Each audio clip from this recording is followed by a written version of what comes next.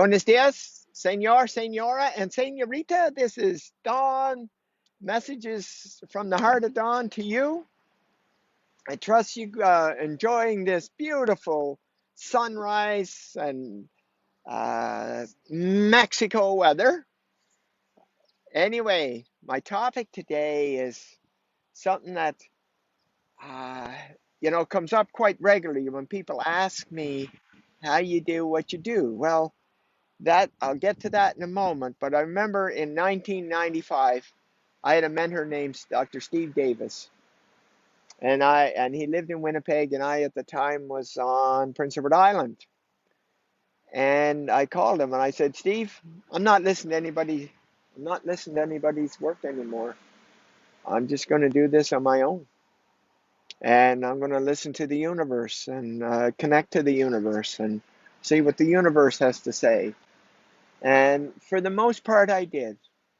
But there was two books that I did. There was a few that I did, and I will share one of them. Uh, but there was two that stood out. They were almost like, well, one of them was pretty close to being my Bible. Yeah, it was, of sorts. But the first one was the Life and Teachings of the, no, sorry. The first one was The Man Who Tapped the Secrets of the Universe. And it was about Walter Russell, Baird T. Spalding. And I remember one of his stories when he was 19 and he was with his girlfriend. He was at university and studying, and he only had, a little bit of money, and the opera came to town. Now, it's been a while since I read it, so whether it was opera or something along that line. And it was something like $7 or something like that for a one night show. And they were there for 5 nights. And he told his girlfriend, and he didn't know how he was going to do it, but that they would go to it. And she said, great. And she knew it was 5 days. And she said, I'd love to go to all five of them. And Walter didn't want to disappoint her. So he said, okay. So he went with the amount to get the 2 nights. Okay. Not any more than that in his pocket to get those 2 nights. Only he was buying the 5 nights because that's what he promised his girlfriend. And he stood in the lineup, and overnight, he was one of the first ones there. He was like fourth or fifth in the line for these tickets. And knowing all he had was enough for two. And anyway, the doors opened the next morning, and still didn't have the money. And he's standing there in trust and faith that the universe would provide. He's still standing there. And then this businessman of sorts came up and he says, listen, would you buy me my tickets? Here, I'll give you some money. And somebody overheard that. And someone else come up to Walter and says, I need so many tickets. Will you buy them for me? And anyway, and he said, not only will I buy them for you, I'll deliver them. So 5 or 6 or 8, whatever it was, did that. And he made enough to buy not only all the tickets, but pay for the rest of his university that year. Yes, that's the universe providing when there's nothing around. Gosh knows I relied on that system for quite a few years. So that was the first book. But the second one, this is the one that really, there's 6 volumes, and it's called The Life and Teachings of the Masters of the Far East. Yeah, that's what it was. And it's that's the one that's J.T. Spalding, Baird T. Spalding. And there's 6 volumes. Now the third one, there's hardly a page I have that's not highlighted. And I'm thinking, how are they doing this? These ascendant masters that were in the Far East, and they were teaching these Eastern philosophies, not the religious. No, it wasn't the religious. It wasn't the Bible stuff. It was something completely different. It's like, wow, how do they go from one place to another? How do they not eat? How do they become invisible? How do they shapeshift and and all of those things? And it was like, wow.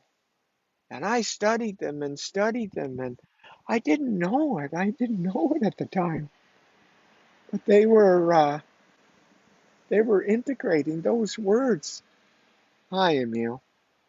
Uh, they were being integrated into my very being, into my circle of energy. And the next thing I knew, I'm living this energy. It was like, wow. Now it happened a little at a time, and it wasn't as pleasantly shocking to the system as the instant transformations that I create for people. Um, but basically, it's that shift from that whole ego into the going from the egoness to the egoless to the which is our I am divinity. Yeah, that's what it is. That's what it is. And and that life and teachings of the masters of the Far East is spectacular. Once again, that that volume three is just stands out as the most powerful for me. And I'll tell you, I can spend a whole week. I can spend sometimes 2 weeks digesting a line. It's so high vibration. It's like, what does this mean? How does this feel? How different is this? And so I have to say, those are the two biggies. Yes, I read Dr. David uh, Hawkins and Joe Dispenza and Bruce Lipton. I read those for the most part, but one that stands out, and it's more of pictures than that, and it had a lot to do with when people ask me the question of how do you do what you do, Don? And so I believe it was 1999. I was living in Vancouver, and there was a an exhibit for Leonardo da Vinci. So I went to see it, and it was spectacular. Like him being the artist, painting, and then the sculptures, and then like building a helicopter, like those kind of things. Like seriously, and just the art. Anyway, I bought these three books, and one of them, and in those three books, was a in one of the chapters, in one of the paragraphs, in one sentence, there was three words in one line. And when people ask me, Don, like, how do you do this? But what it was, he said that in this case,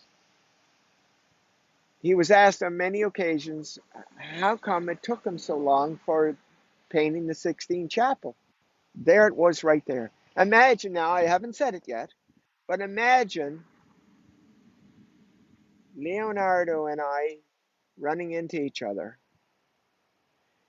early in his career to wipe away instantly the reason he took so long to do something like the Sistine Chapel. It was 10 years, I believe. You know what his answer was in that one line? If I complete this, someone can take it. So the fear of loss slowed him down, no matter all of his creations. Gosh knows how much that man could have done had he not had the fear of loss. And there it was, three words in one line, in one sentence, in one paragraph, in one chapter of one of his books. And that's what I'm able to do with people Find that one piece that's driving the whole system. Yes, and that's so exciting. But yes, most of my understandings have come not from reading, but from listening. Listening to that internal guidance. That guidance, especially that 2 to 4 in the morning, when the ego mind is completely quiet. Well, people have that now, but I'm talking about when I was doing this on my own and learning and trying to figure things out on my own. And I would wake up with this, wow, there, a message, almost like a teacher writing on the blackboard. Listen to this. And I would listen to it. And some of them have been absolutely stunningly amazing. I remember just last week, I was downloaded with something so powerful that I have chosen only to share it with two people. It is so profound. So, so profound.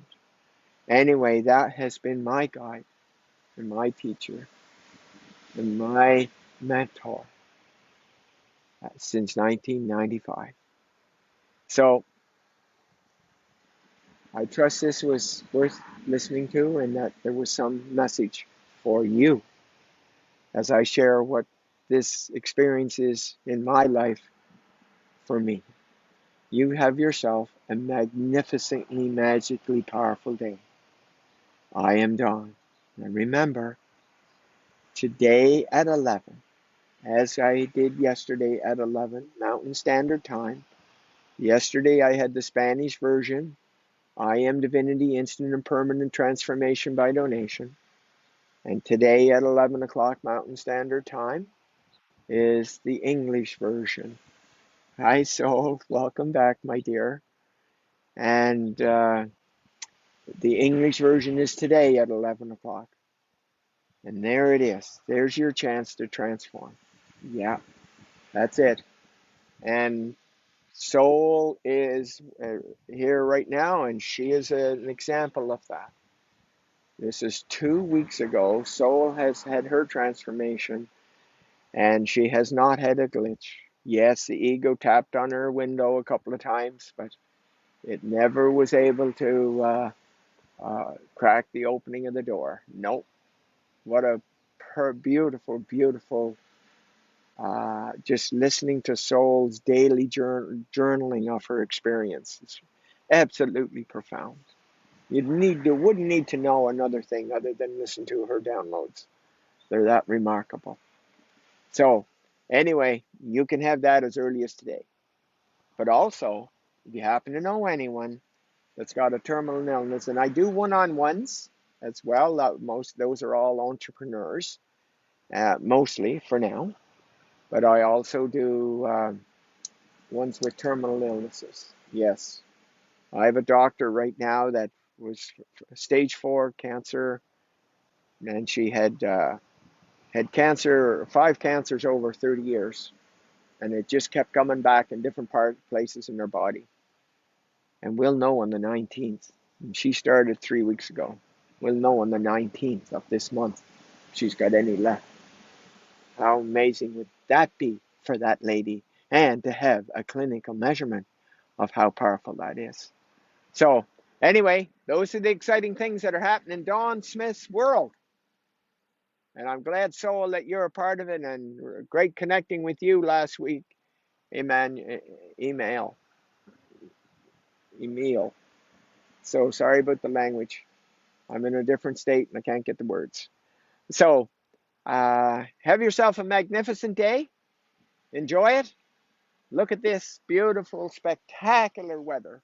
Yeah, I'm going to enjoy it right now, but while I get ready for my 11 o'clock instant permanent transformation in Cabo, San Lucas, for you. Bye for now.